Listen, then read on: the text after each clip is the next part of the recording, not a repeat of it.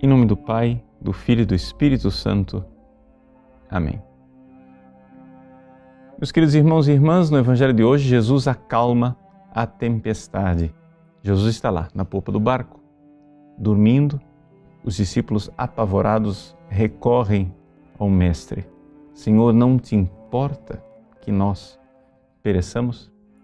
E ali, naquela súplica ardente dos seus discípulos, está o grande drama da fé. Essa pergunta dos discípulos ao Cristo que dorme no barco é a pergunta que faz a humanidade inteira ao longo de toda a sua história. Não somente é a pergunta que faz a Igreja nos momentos de perseguição.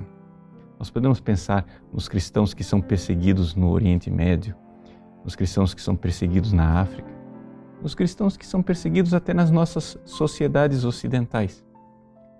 Nós podemos olhar para o Cristo e perguntar: não te importa, Senhor, que nós pereçamos? Por que é que Jesus parece dormir enquanto o mal triunfa?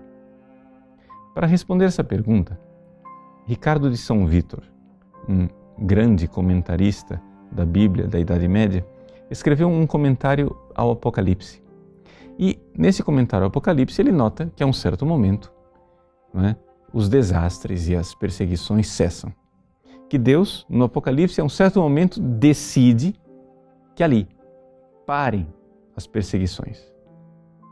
Então Ricardo de São Vítor faz a pergunta óbvia: se Deus tinha poder para parar naquele momento as perseguições, por que Ele não fez antes? Ou seja, assim como Jesus na barca, se Ele tinha poder para parar a tempestade, por que Ele não parou antes? Também na barca da Igreja, se Deus tem poder para fazer cessar a crise da Igreja, as perseguições, o martírio, por que Ele nada faz? Por que é que Jesus parece dormir na barca? A resposta de Ricardo de São Vítor é muito clara. Deus quer fazer com que se manifeste até a sua verdade mais desnuda, a impiedade dos maus, e ao mesmo tempo que os justos tenham a oportunidade de manifestar a sua bondade, de manifestar a sua virtude, de manifestar o seu amor e a sua confiança em Deus. E aqui é que nós devemos, de alguma forma, fazer o nosso exame de consciência. De que lado nós estamos? Nós estamos do lado dos ímpios ou nós estamos do lado dos justos e dos bons? Sim, e isso é importante. Por quê? Porque São Paulo nos recorda que tudo contribui, absolutamente tudo, as maiores desgraças, tudo contribui para o bem daqueles que amam a Deus. Mas, atenção, a premissa é esta: que você ame a Deus.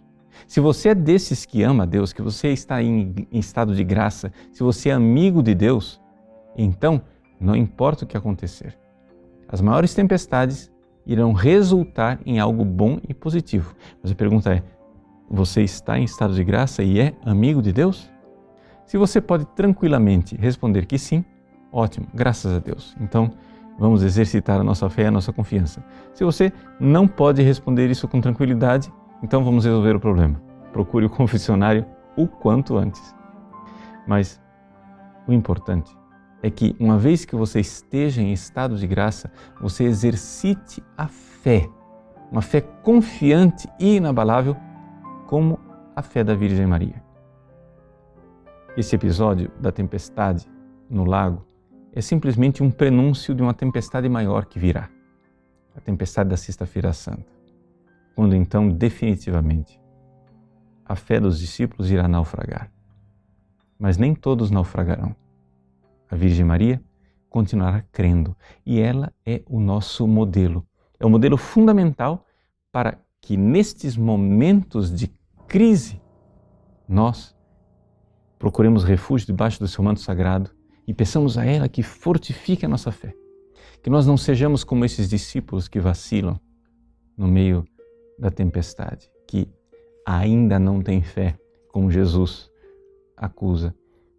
Que nós sejamos como a Virgem Maria, tenhamos fé. E como discípulos amados, junto com São João, debaixo do manto da Virgem Maria, possamos passar pela tempestade do Sábado Santo para poder então triunfar na alegria da ressurreição no domingo de manhã. Deus abençoe você. Em nome do Pai, e do Filho, e do Espírito Santo. Amém.